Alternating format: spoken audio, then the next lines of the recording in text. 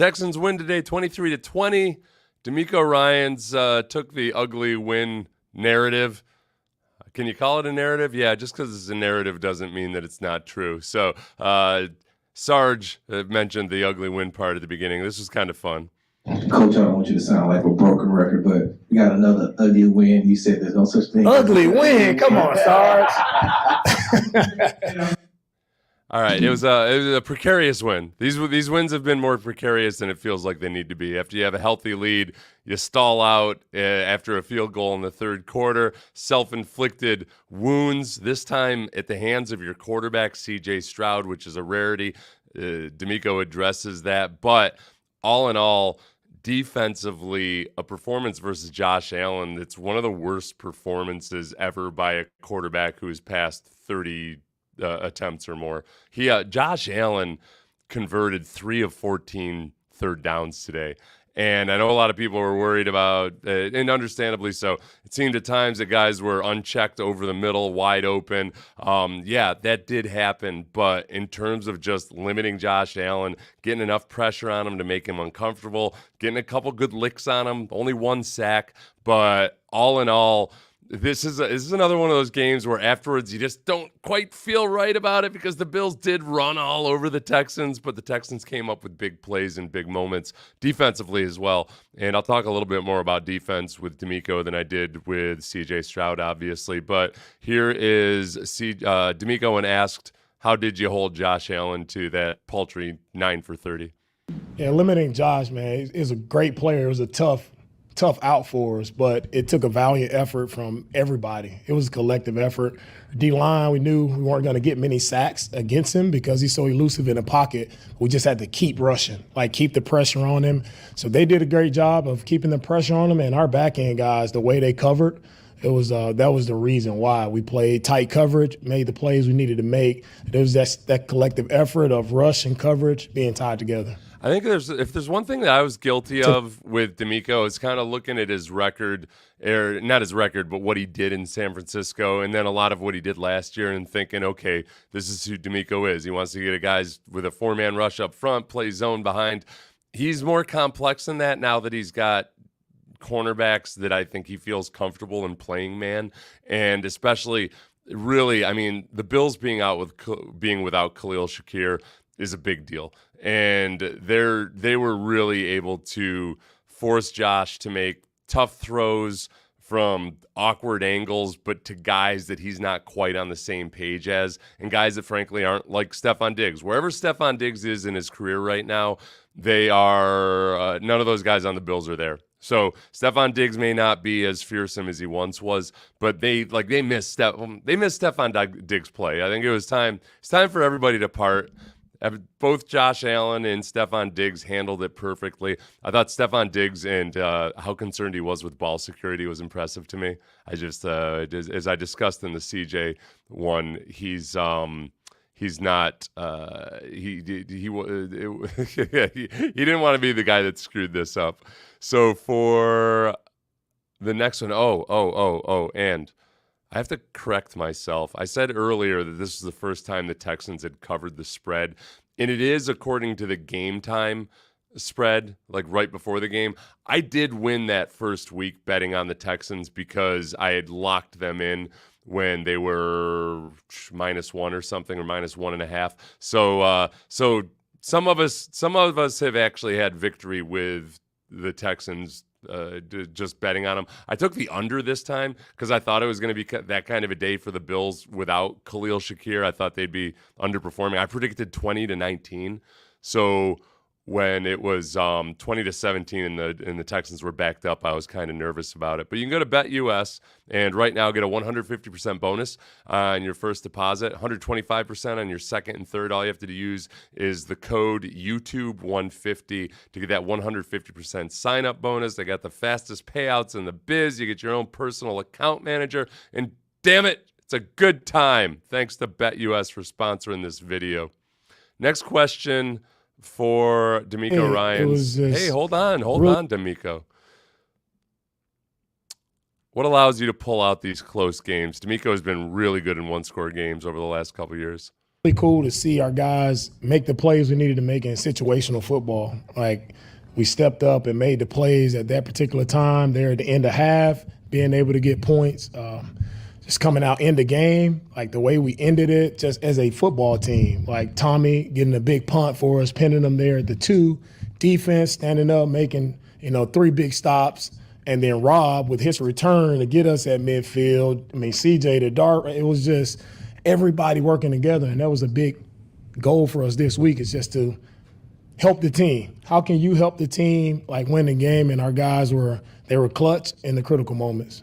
So CJ has that fumble, then he has the intentional grounding, and it just seemed like they were doing everything they could, or at least CJ was making some very uncharacteristic mistakes. The defense, man, on that last drive, I know that Will Anderson and Danielle Hunter haven't been just as sack heavy as we would like. Will Anderson had 2 pressures on that last set of downs where Josh Allen threw 3 times. They're not happy about that in Buffalo. There's 32 seconds left. Bills are backed up, and it's funny. People would accuse Sean McDermott as a defensive coach of being too conservative. In that moment, they're being hyper aggressive because all they had to do was run the ball. The Texans would have to use their timeouts if they're going to try to make a play for it, or maybe they just concede it and let the clock run out, and you're potentially in a much better position. But in a game where I think there were sketchy game management decisions on both sides, Bobby Slowick calling for a pass on that intentional grounding when they were well within Kaimi Fairbairn's range, Bobby Slowick calling the run up the gut on 4th and short when that's not what this team does or has been able to do. I was a little disappointed in a couple of those decisions, but ultimately the Texans come out on the better side of that. Next question for DeMeco Ryans. Was on Azeez Alshire, who we didn't know whether he was going to play or not until a couple hours before the game. Azeez meant everything to what we did today because Azeez was. People don't know he was sick last night, didn't know if he was even going to play. So for him, right, to be as tired as he was, for him to gut it out and play every snap, like it was an outstanding performance by him. And I know what he was battling. I know how hard it was for him to push through and play through that game. And man, I got so much respect for Azeez and what he accomplished today. Yeah, with Azeez and Toa, the defensive tackles, really, and the fact that they have to play in nickel all the time, it's presenting some challenges versus the run.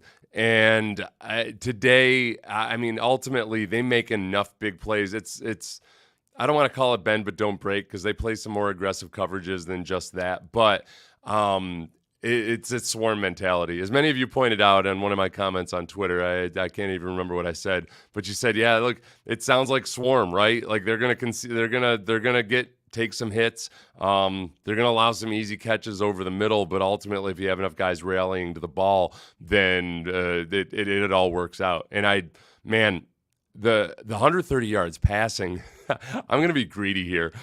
Yeah, Josh Allen had 130 yards passing.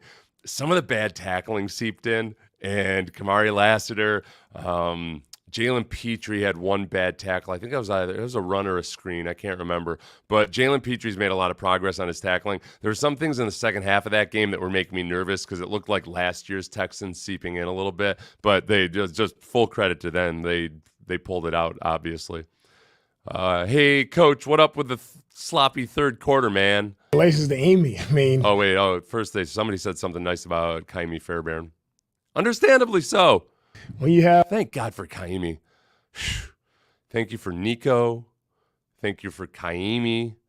Thank you for CJ. A guy that can kick it the way he does. He's our all-time leading kicker here in Texans franchise history, and no bigger play than the 59-yard walk-off.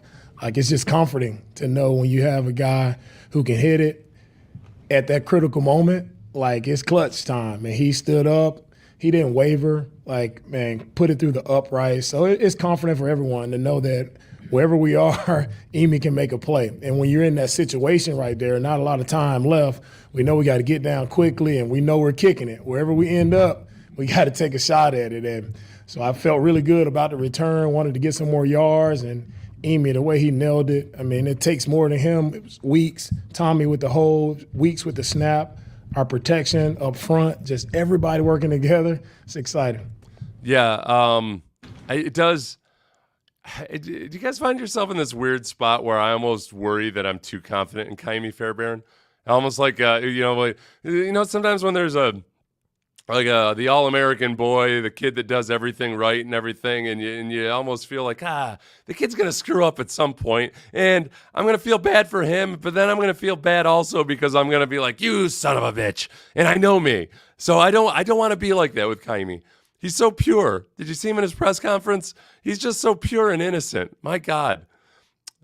Somebody pointed out 2 live streams in one night. Yes, I'm allowing myself to feel really good about this win. They made it way closer than it needed to be. They had the same self-inflicted penalties in the third quarter. CJ made errors, but that I can blow off. That's a little bit. You know what? I didn't hold it against CJ that he made those errors. Even though the fumble, I thought especially was uncharacteristic. The interception, that linebacker did a really good job of just murkying the look, and Stephon Diggs and CJ Stroud had just had a different read on his leverage. And whether it's CJ's mistake, Stephon Diggs' mistake, it was a really good play. So those things are going to happen. I was surprised on the fumble because he's been pretty good with that stuff, but ultimately he won. So I don't give a damn. Don't give a damn. Josh Allen completed. Did I mention his third down conversion yet? 3 of 14. Did I mention his? Did I mention Josh? I'm not piling on Josh Allen. He just had a rough day, and might have played the last part of it with a concussion. I saw somebody saying that they just put him right back out on the field. No, he went in the tent. I don't know if they said it on the TV broadcast or not, but Adam Spillane next to me, who's got the mega binoculars, said that he was in the tent. It's not like you can't get away with, the coaches aren't. Maybe you can, it slides through sometimes now, but you can't get away with, it's not like McDermott is telling him not to go into the concussion tent. So Josh Allen was 9 for 30, 131 yards, 4.4 yards per attempt. Oh, they turned him into Trevor Lawrence, man. Only 1 sack, but under constant duress. The moment I felt best was when he tried to throw back across his body. And I can't remember if that was to Collins or not, but and Collins was wide open, or whoever the receiver was wide open, and Allen just couldn't make the throw. It was something off between him and his receivers, or him and his accuracy. Some of those plays, even the one on the sideline that Kincaid almost reeled in, it didn't need to be as tough a catch as it was. So they made him very uncomfortable today. Very uncomfortable. It is getting late. A second live stream might have been a bad choice. Like drinking milk on a hot day. What does it say about your unit that you guys were able to pull this win out? The third quarter was definitely our Oh, no, this is what's up with the sloppy third quarter. Sloppiest moment in this game. Felt really good in the first half. Like, no penalties. We played clean, no sacks. Like, man, we were humming there in the first half, and then come back out. Third quarter, I think I know we took a step in that third quarter, our offense being able to go down, and we were able to get points there. That was a step forward for us. We got better. But just the penalties, right? Again, like, we had a costly penalty there, hitting the quarterback to give them, better field position. That was third quarter wasn't who we are, but I really, really love the way our guys stepped up in the fourth. Like, and that's what the league is. Games are going to be tight. That's what come within one score almost every week. It's about how you close it out and having a chance there at the end, and we made the plays we needed to make. I saw somebody mention that the run game looked better. I thought Cam Akers looked better running the ball. Agumbawale averaged 2 yards per carry. Agumbawale as a receiver was very, very good. They are, and I talked about this more in the CJ Stroud side of things, and Slowick we'll talk about all week. They're going to have to make some decisions. And maybe it's not until after Joe Mixon comes back. Joe Mixon's going to be back sometime here soon. He's got to be, right? He's got to be back here sometime soon. Then you get a better feel for all right, the blocking is imperfect, but Mixon makes a lot of the mistakes correct. I've gone back and watched more Arian Foster than I probably should over the past few weeks, and it really is amazing how many of Arian's really good plays. The blocking was okay, but you could take 95% or 98% of other running backs in the league back then, and you would have made an excuse for them if they got stuffed there. You would have said, yeah, that wasn't very good blocking. I mean, Arian could take the smallest crease or take penetration in the backfield and just make something out of it. I think Joe Mixon's capable of that too. So no disrespect to Ogunbowale or Cam Akers, but they're not Joe Mixon as long as Joe Mixon can stay healthy. He is an older running back, and if you watched Hard Knocks offseason with the Giants, you've been brainwashed into thinking that nobody like Derrick Henry could ever have a positive outcome on a game these days because he's 30. And Mixon's not 30. This is what does it say about your unit? These are the type of games you find out who you are as a team. Like Buffalo is an outstanding team, well-coached team, much respect for them, all their players, the way they play, like nothing but respect for them, tough opponent. So to beat a team like this, like at the end of the day, you want score more points than the other team, man. It doesn't matter how you get it done. So I'm proud of our guys for gutting it out. And like I said again, like it wasn't all pretty. That's how games go. It's about how you finish at the end, and I'm proud of the way our guys finished. Yeah, I think that, well, look, we're all, I don't know if guilty is the right word, but we've all anticipated a certain amount of fireworks from this offense, and we really haven't seen the fireworks yet. Defensively, I think they've got the makings of something really good. There's Christian Harris coming back and Toa and Alshire staying healthy just so that you can play your 4-3 base at times. DeMeco's always going to play a bunch of nickel, but they are physically light right now.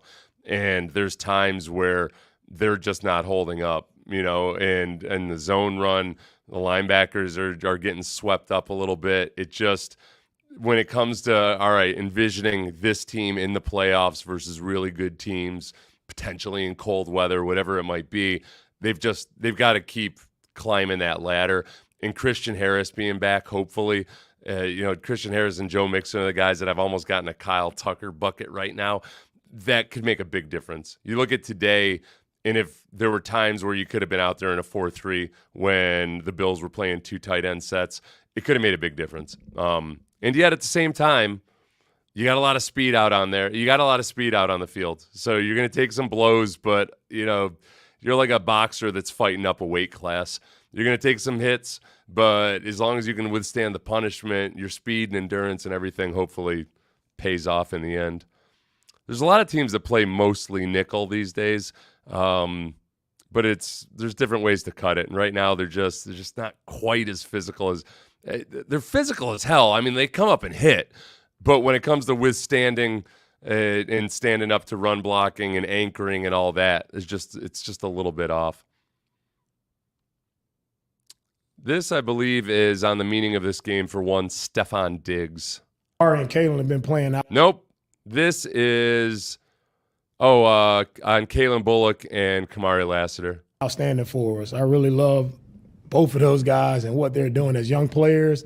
They don't flinch the game the right way, and I love having both of those guys back there. That was weird. When he's talking about flinching, you went all Max Headroom on us. So, kids, Max Headroom was, never mind. Don't worry about it. It was an awful show. And I watched it because we only had 3 channels. So I watched, 4 channels because I think that was on Fox. So, like the UHF, Channel 31 back where I grew up was the UHF. It was a bad show. But I think it was a hit for a while. Really annoying. I hated Max Headroom so much. And I watched it every damn week. So Kalen Bullock and Kamari Lassiter. Bullock had a scary moment today. Kamari Lassiter had a missed tackle. And yet, look, both those guys, again, we talk about the upside of this defense. The younger players, guys like Kalen Bullock, guys like Kamari Lassiter, they're gonna have blips, right? But the upside of those guys and the way they've played so far, very, very happy with that.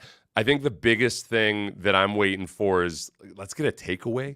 I mean, this team should they've been in position so many times. More often than not, it seems like it's another defensive back knocking a defensive back off of an interception, a caused fumble. Sometimes some of the pass rush comes into that. Josh Allen went 1 for when pressured on third down this game. So like they were getting pressure on him, but the strip sacks, the forced interceptions. Oh, Alshire could have had 2. Oh, I wonder if Alshire was healthy. I don't know what he had, if he had dysentery. I don't know what it was, but maybe if he was healthy, would he have had those interceptions? I don't know. Those would have been big ones, too. There would have only been one, obviously, if he had gotten the first one. But he, or the second one after missing the first one. But they were both down in the Bills' territory, were they not? Someday I'm going to get down the meaning of this game for Diggs, and damn it, I think it's right here. And we were really happy for Diggs. You know how important this win was for him. You know how important this week was for him. Anytime you're going against your old team, like a lot of guys knew we had to get this one for Diggs. Tried not to make a big deal out of it throughout the entire week, but we know it. Right? It's emotional. Like all the great things that he did there, right? As a receiver, as a player, like he stood out, man, and he made a lot of plays. He helped that team in some critical moments and down the playoff run. So, man, no bigger game for him than this one. And today, for us, man, he made some really big catches on third down to keep drives moving. Like play after play, Diggs stepped up and made plays. So I'm happy for him that we were able to get this win for him. And then the update there on Nico. Nico on the long passing touchdown. He felt his hammy grab, so he has a hammy. We'll evaluate him day to day. Yeah, Nico. What? Hopefully they're just being super cautious, and you don't want to mess with a hammy. He's been nursing it, along for the last couple of weeks. Unsung heroes of this game where Stephon Diggs, I think, emotionally, all that, he put in a performance that he's been putting in. Not 100 yards, at 82 yards. I think he's probably still on pace for 1,000 yards receiving for this season. Tank Dell, 4 for 38. Tank, I'm still kind of surprised that they haven't developed more of a quick passing game with the guys they have on the field, especially when all 3 of them are on the field. And, they were trying to work these screens. They're working it to Gumbawale. They're trying to offset the way defenses are playing them with some of the shorter stuff. But just quick hitters over the middle. And I know that these defenses that they faced do a really good job of mucking up the picture over the middle. But, my God, when Tank just gets some room to run, he's uncoverable. Blake Fisher. Several of you have asked me to watch Blake Fisher more closely, and I will. The All-22 is not out yet, but Blake Fisher, way better than he was last week. Some of the pockets in the second half, as one of you had pointed out, they were super compressed. But CJ operates pretty well from a compressed pocket. It wasn't as leaky, as glaringly leaky, just upon watching it in person as I feared that it might be. So I will give a tentative unsung hero to Blake Fisher, pending film review. You always got to pend the film review. This is an interesting question. What do you say to CJ about the way the end of the game went? And I'm guessing the fumble and the intentional grounding. What I say to CJ is I'm proud of you. Like, so proud of him because it's easy to see the negative plays, right? It's easy to see the turnovers. And everybody knows nobody hurts more when that ball is turned over than CJ. He feels really bad about it. But, man, you keep punching. You keep battling. And that's why I'm so proud of him. Like, in those moments, a lot of guys can tuck their head and feel sorry. But when we needed a play there at the end to get a few more yards, CJ stepped up. Our play wasn't there, so he improvised and found Darray just to get us a few more yards so Amy can kick the field goal. So I'm so proud of CJ and just his growth throughout this entire year. There were a couple times today, one of which didn't result in a completion, but CJ, like, we've seen him run more, and he ran well today for yardage and for first downs, at least one first down off the top of my head. but he spun out of some stuff. It was almost, I'm sorry, it was almost Deshaun Watson like Deshaun Watson when he got kicked in the eye. Deshaun Watson versus the Bills.